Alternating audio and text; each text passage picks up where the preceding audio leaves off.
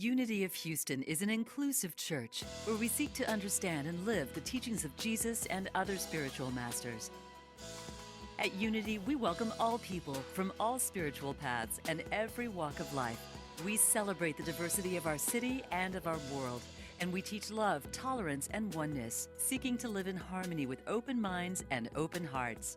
Wherever you are in your spiritual path, you are always welcome at Unity. Join us and discover that the life of your dreams is already within you. So, you may have noticed my talk title, Judge Not. Many of you will know what this is from. It's one of the most famous sayings of Jesus of Nazareth. Judge not, lest you be judged. You know, I have been in Ireland and Scotland the last couple of weeks and just got back on Tuesday night, and I missed my prayer call with my amazing friend and prayer partner, Maggie Cole. So on Thursday, we were having our talk. We're getting caught up, and she asked me about the trip, and then she was like, what are you going to talk about this Sunday? And I said, don't judge. And it got really quiet on the Zoom. And she said, I think I'm busy. So I'm going to start off by just reading the passage from the Gospel of Matthew. And biblical scholars agree that this, what we call the Sermon on the Mount, it's the most creditable teaching that are attributed to Jesus, that it's all of the works that we have, that it was all, oral tradition that somebody wrote down in that first century. There are hundreds of copies of this. They're all different a little bit here and there, but this is largely agreed upon. This, if you want the essence of what Jesus of Nazareth, that beautiful master teacher over 2,000 years ago in the Middle East taught, this is it. And I'm here to tell you, it's a hard teaching. But we're going to do our best I'm going to hopefully give you some hope from this today. This comes from Matthew chapter 7, verses 1 through 5. Judge not, that you be not judged. For with the judgment you pronounce, you will be judged, and the measure you give will be the measure you get. I love this part. Why do you see the speck in your brother's eye, but do not notice the log in your own eye? That is an image, isn't it? Or how can you say to your brother, let me take that speck out of your eye, when there is a log in your own eye? First, take the log out of your own eye, and then you will see clearly to take the speck out of your brother's eye. This speaking of this psychological concept called shadow projection. And Jesus gave this teaching 2,000 years before Sigmund Freud or Carl Jung. That we judge others from the unhealed places within ourselves. And I love that we are a oneness community. We are a non-dual teaching of Christian teaching. That we hold it that, and this is where we really differ from traditional churches. I know it's Sunday morning at 11 o'clock and there's an old guy with white up here on the stage in a suit. I know it looks like traditional church, but we're really different in this way. In traditional Christianity, particularly evangelical Christianity, there is the in-group and the out-group. The out-group is much bigger than the in-group. And what we have staked our claim in the ground of faith is that no, we're all in this together. That it's impossible to be anywhere but within the very life of God. However, as we sometimes forget, others forget too. And when we see other people forgetting that they're in the life of God, and when they are acting from that which is not love, they're acting from a false belief in who they are and what's real, then what do? We judge them. I have 3 points in a poem. I always try to do that. My first point is, this is an impossible commandment. We're going to judge. I'm going to judge. Let me just say that. I'm going to judge. Because I'm not done yet on my spiritual healing work. I'm not finished evolving in this lifetime. There are still places, and they're in my shadow. I'm not aware of the log in my own eye. So when I see somebody doing something that I don't like, I judge it. And I don't even know that I'm really judging myself. Let's go to a contemporary teacher, the amazing Brene Brown. Houston's own. She says this. I love that she is a researcher. Research tells us that we judge people in areas where we are vulnerable to shame, especially picking folks who are doing worse than we are doing. If I feel good about my parenting, I have no interest in judging other people's choices. If I feel good about my body, I don't go around making fun of other people's weight or appearance. We're hard on each other because we're using each other as a launching pad out of our own perceived shaming deficiencies. Do you believe that? I do too. I've learned about it in a different way in my recovery work where I was taught the phrase, you spot it. Yeah, I see my brothers and sisters out there who know that path. That there are times that I am judging others and really, really bothered by it. We sometimes use the word triggered. That I see something out in the world that is just, I can't stand it when they do that. And we see that because we ourselves are not fully healed. We don't fully embody our oneness with God and each other. So the idea here is to not add more shame into our unconscious shame by our judging. I used to think I had an out, too, with the judging. What if I just judge the judgmental people? Does that help? No. It's not going to work. We're all growing. And so I want to break apart that teaching from Jesus and start not with the first phrase, which is judge not, but the second. And let's reverse that. What if instead he said, if you don't want to be judged, don't judge others? How does it feel when someone judges you, particularly when they judge you wrongly? Well, it may even hurt worse when they judge you rightly. I don't know. Probably. But it does not feel good to be judged and condemned and found lacking. Now, the truth is, we aren't. Jesus said also that you are the light of the world. It's in that same passage called the Sermon on the Mount. He says, you are the light of the world. A city set on a hill cannot be hidden. So if they have these two things, like we're going to judge, but we're the light of the world, there's the paradox of called being a human being or a spiritual being having a human experience. As someone somewhere back there coined, that's a beautiful way to hold it.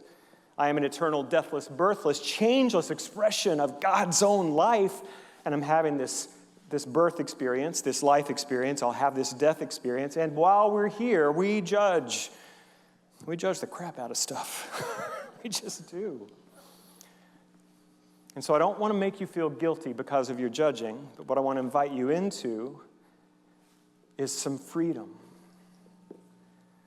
And if we can recognize that when we're in judgment, that it's pointing back to something in us that is unhealed, and that's where we do the work. It doesn't actually say not to remove the speck from your brother's eye or your sister's eye. It says, first, remove the log.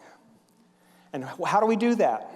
Well, somehow we have to bring that which is hidden in our unconscious to our conscious. And here's what I've come to learn about the shadow. You can't see it, but you can see where it's been. And it reminds me of a beautiful passage in the Exodus story. And Moses said, God, I want to see your face. Show me your face. And God said, you can't handle my face. That's the way God talks in this story. He said, but what you can't, I'll do this for you. I'm going to place you in the cleft of this rock, and I will pass by, and after I pass by, you can gaze upon my hind parts. And that is biblical. That's how it's recorded in the King James. And so this happened, and the glory of God was still beyond Moses' ability to comprehend or integrate. They said when he came down from the mountain, he was shining from just seeing God's hind parts. But the metaphysics of that passage is you can't define the divine. You can't say what God is, but you can see where God has been. And the same is true of our shadow. If you have dated that same man 5 boyfriends in a row, that's your shadow. Have you ever noticed, and I know that all of us have alcoholism in our family somewhere. I am a recovering alcoholic, and we have it in my family, everywhere in my family. But there's a thing that often happens. The people that grow up in alcoholic homes, if they don't become an alcoholic, they marry one. Why is that? It's because the bite fits the wound. There is an unconscious, shadowy something there that calls the familiar to it, to itself. And we all have it in different degrees. That's just one example. And if we're willing to just explore it and see where are these patterns of behavior and thinking that are creating situations in my life which I don't like. And maybe I don't even see it in my own life, but if I can see it out there, that's a good place to explore too. What is my judgment trying to tell me about me? And then, how do we remove that log? Well, here's what I've had to do for 40 years. Therapy. Recovery. I do a lot of recovery work still. This incredible teaching we call New Thought, which is designed to clean up our false beliefs and thinking. It's designed to show us our error thoughts so we can release them and come back to the truth of who God has created us to be. Those are my 3 primary paths. And I've used other modalities. I've used other systems for me to begin to shine the light on my soul, to reveal the shadow and release it into the no-thingness from which it came. And so I can live a little bit more of that light of the world that Jesus told me I am. But you got to do the work. And I get tired. Lord, I get tired. Weary of doing all this work. Really, I'm still working on that. I'm going to say it one more time. Sorry, Mom. If it's not one thing, it's your mother.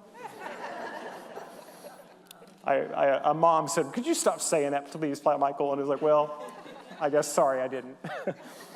But it's also my father. It's also the church I grew up in. Those early childhood wounds are still with me. And I think I've healed all of it, and here it comes again. And I would tell you what, I have learned not to be angry or disappointed by that, although sometimes I still am, but just go, okay, if I'm willing to look at this, examine this, bring one of my modalities to this, and keep the practice going, I will discover more freedom. And I don't know about you, but that's what I want. I want freedom from every limiting thought and idea about me, and I want freedom to be the truth God says I am. That's what I'm looking for. And so I'm going to use the things I'm judging in the world as an indicator, as an arrow pointing the way of my freedom. And I encourage you to do the same. It comes to the question of this: would you rather be right or would you rather be happy? There's actually a 1920s musical written, I'd rather be right. It's an old question, and some people have answered it the other way. No, I'd just rather be right. And we can fight ideological battles, and we can, bring our ammunition against their ammunition, and we can even win some of those battles, but what have we really won? We've actually just sown more division, more separation. Now, I'm not saying that we don't establish healthy boundaries and we don't protect the innocent in the world. And we don't have to judge people to do those things. I'd like to share with you, Ernest Holmes wrote a beautiful piece called Find Me One Person. It's actually in a larger sermon he gave at the Asilomar conference grounds in California, where I had the opportunity to sing and speak a couple times, and got to sing there many times. I actually stood on this place where Ernest Holmes gave this sermon. Find me one person who is for something and against nothing, who is redeemed enough not to condemn others out of the burdens of his own soul, and I will find another Savior, another Jesus, and an exalted human being. Find me one person who no longer has any fear of the universe or of God or of man or of anything else, and you have brought to me someone in whose presence we may sit, and fear shall vanish as clouds before the sunlight. Find me one person, someone who has redeemed her own soul, and she shall be my redeemer. Find me one person, someone who has given all that he has in love without morbidity, and I will have found the lover of my soul. Is this not true? Why? Because he will have revealed to me the nature of God and proved to me the possibility of all human souls. Find me one person who can get her own littleness out of the way, and she shall reveal to me the immeasurable magnitude of the universe in which I live. That's what we're about.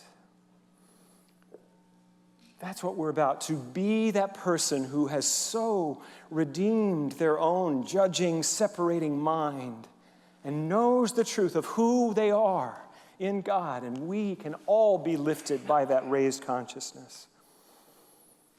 And we don't have to be right. We can be love. We don't have to be right. We can be free. We don't have to be right. We can be the peace of God on earth. And the work never ends. Boy, it's quiet in here right now. This used to really bother me. It's like, when do I get finished? When do I get my A? When do I get to make the New Thought honor roll? When do I get to say, I've done my work and I'm healed? Well, it doesn't exist. The work will continue.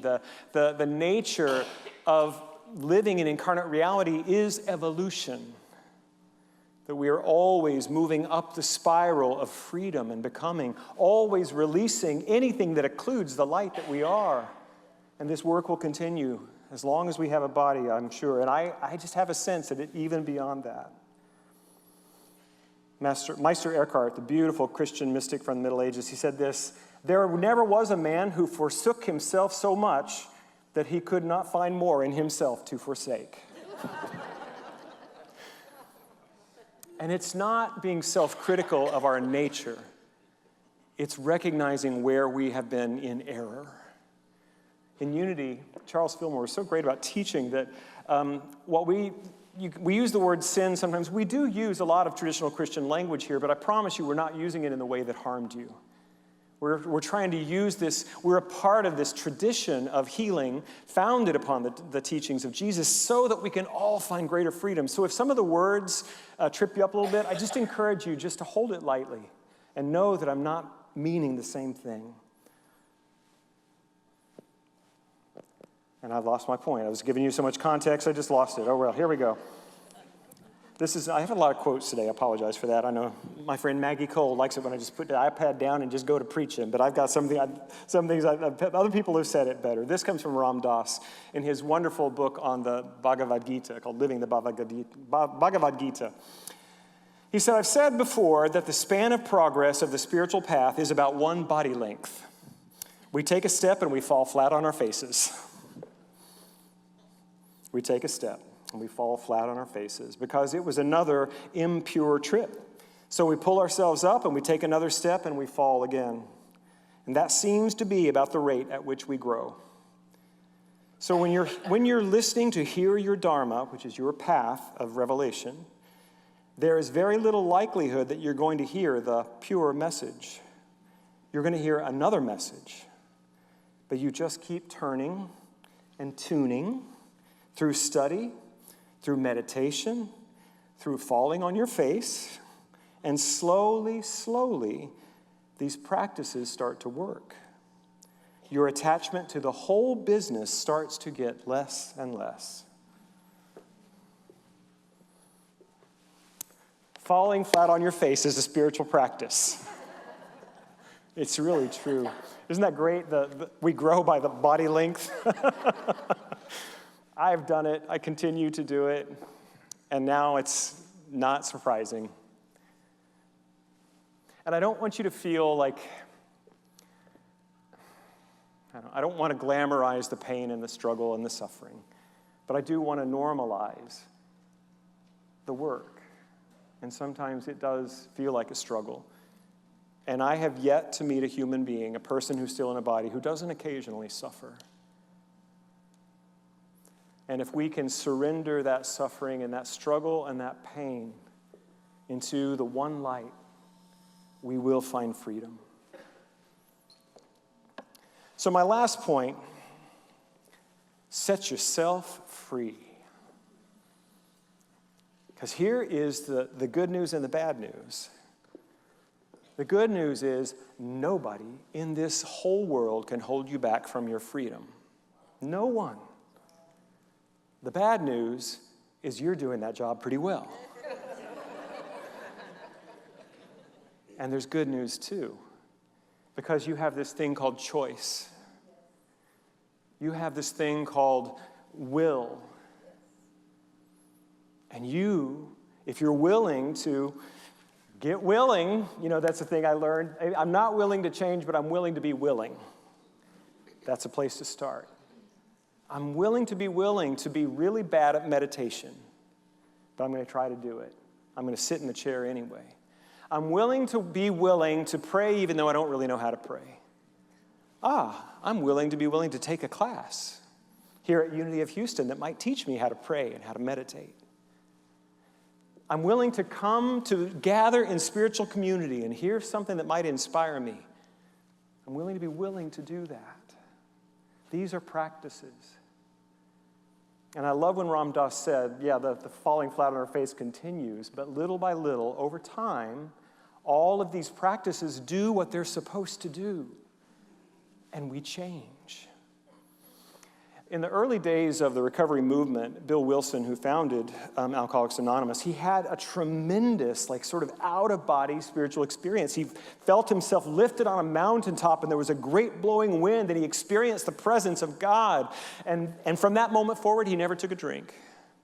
And so he knew, and this actually comes from Carl Jung, that those who do recover from addiction are those who have a spiritual experience, a psychic change as a result of a spiritual experience. And so they preach early on, you got to have one of these mountaintop experiences. And then other people were like, hey, Bill, I've had no mountaintop. And so they coined the phrase, a spiritual experience of the educational variety. Equally as powerful. You don't have to see God's hind parts. But just keep doing the right thing. You know the secret of my success in spirituality? It's 2 words. Don't quit. Don't quit. I want to sometimes, but I don't. I'm stubborn that way. I'm a Taurus, like you. I don't quit. I ought to quit sometimes on other things, but I don't. But eventually, if I don't quit doing the good stuff, if I don't quit the practice, I find freedom. And that's what we're about. I have learned that I can set myself free. I want to offer you another frame to this before we complete. From A Course in Miracles. This comes, the concept is the circle of atonement. Each one you see, you place within the holy circle of atonement or leave outside, judging him fit for crucifixion or redemption. If you bring him into the circle of purity, you will rest there with him. If you leave him without, you join him there. To accuse is to not understand. A few years ago, John Moore was here teaching a workshop on the Course in Miracles, and he and I were walking in the park that day, and he was like, I want an exercise about how we can do this. And so I kind of helped him create this practice, and it was really cool. We were in the pyramid, about circles of about 8 or 10 people, and John instructed us to call to mind somebody that we were currently in judgment of, and then ask someone in the circle to represent that person, and we'll go over, and as soon as we did, that person took us by the hand and took us out of the circle. Took us over to the side. We were not in the circle anymore, and we gazed at that person. No words were spoken until we were ready to see this person representing our father or our ex or whoever it was, and then we would lead that person back into the circle, and we were both back in the circle of love, in the circle of God. And it was I'm a kinesthetic learner sometimes. And I remember the woman named Barbara she grabbed me by the hand and physically pulled me out of God. And it didn't feel good. And I had the power to reconcile this within me and come back. This is the invitation for all of us. If we're willing to look at our judgment, get rid of our judgment about us being judgmental, and look at it with curiosity and openness, and being willing to change what we're seeing. I want to share with you, I have fallen in love with poetry kind of late in my life, probably the last 20 years. I was not a fan of poetry that much growing up, but being in Ireland, they love poetry. And we had the opportunity when we were in Liscannor, by the cliffs of Moher, to have this wonderful holder of the traditional music, Noreen, and she is also an interfaith minister, and her son, Michael, who was also a traditional musician. Beautiful, beautiful music, but he was a poet as well. And they came, and for me, that was one of my favorite parts of the trip, was just to be in their presence. And Michael said, the history of Ireland is one of invasions. That those people have endured so much for so long. And yet there is a heart, there is a connection, there is a resilience there. And he read us a poem that he had written, or recited it.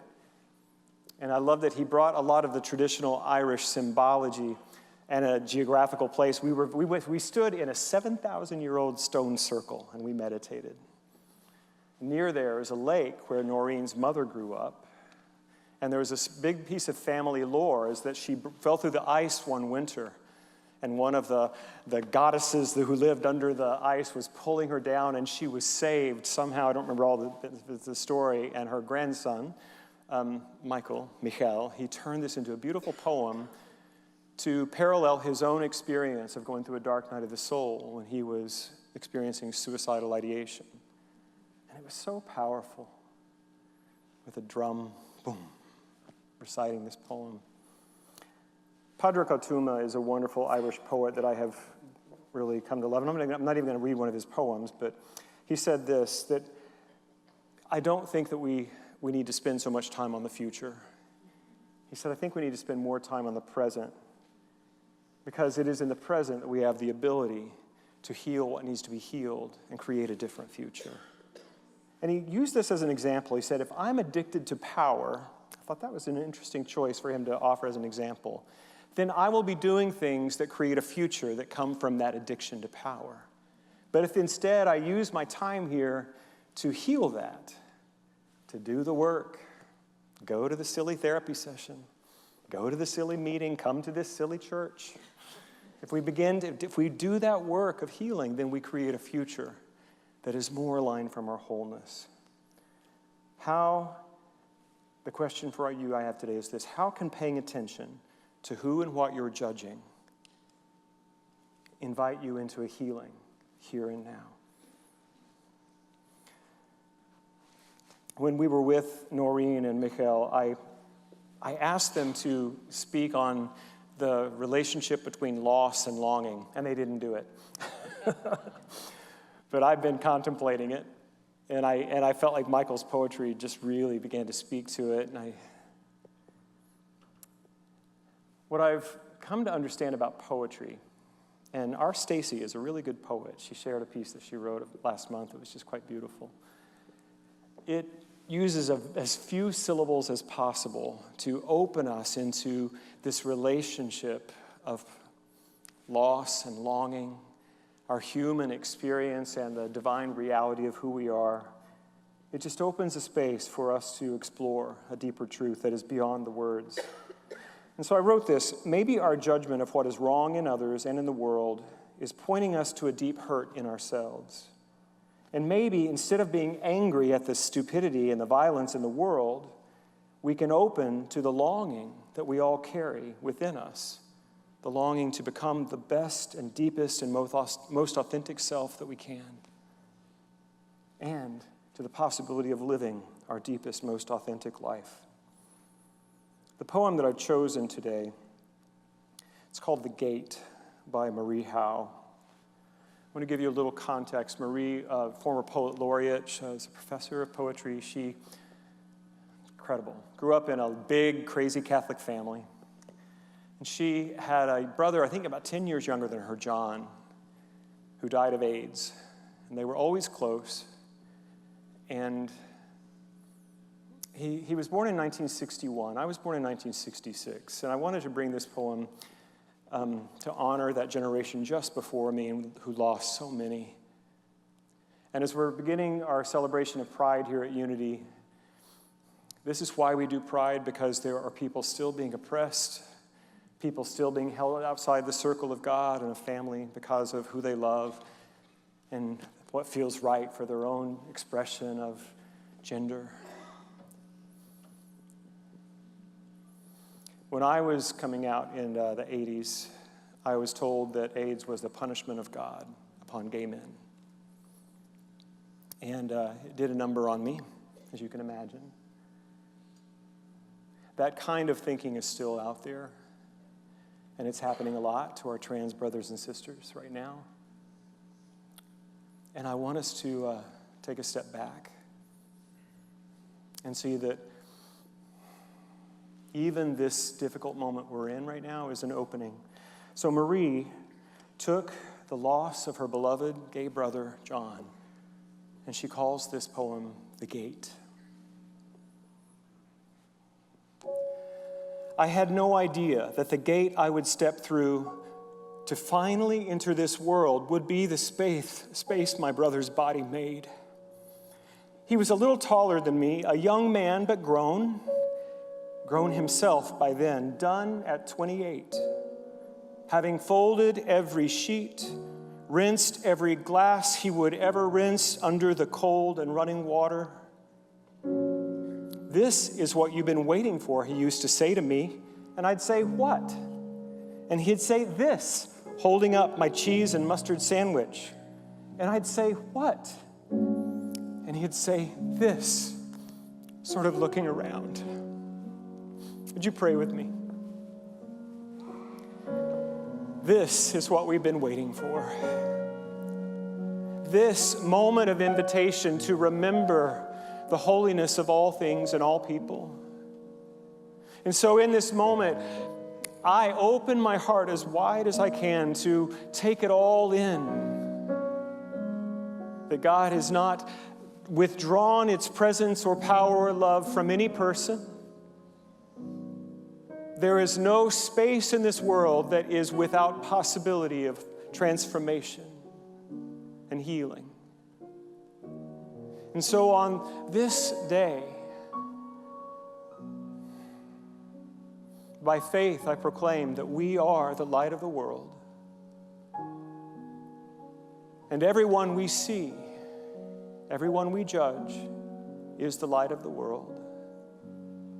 And our work is not to judge and condemn, but to see beneath surface appearance, see beneath the bad choices and the stupid violence in this world, and to see that even there, forgotten and in shadow, is that ray of light.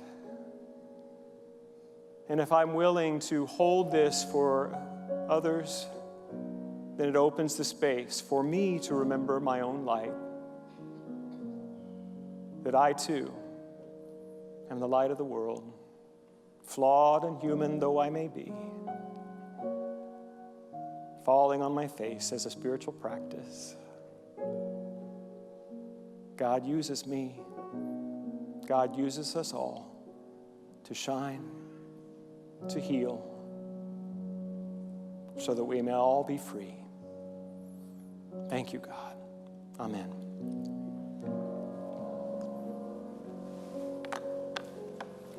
This is what you've been waiting for. This wild and precious life, to quote another poet, that is yours with all of the problems, yeah. This is what you've been waiting for. This community offers you a space of healing and connection. If no one has told you today that you are worthy of love and belonging, that you are the light of the world, I'm here to tell you, you are. And if no one has told you today that they love you, I love you. God bless you. Thank you for watching this message today. I'd like to invite you to join us in person here on campus at Unity of Houston for Sunday morning or Wednesday evening services. If you can't be with us here on our campus, you can still join us live on Facebook or on our website, unityhouston.org, Sunday mornings at 11 a.m. Central.